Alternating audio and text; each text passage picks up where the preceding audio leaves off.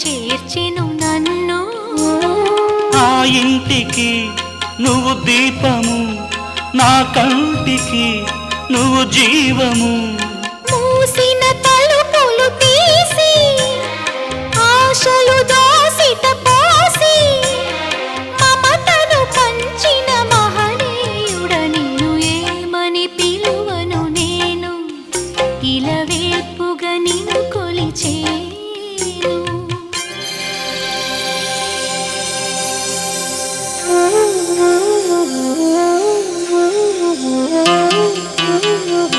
Oh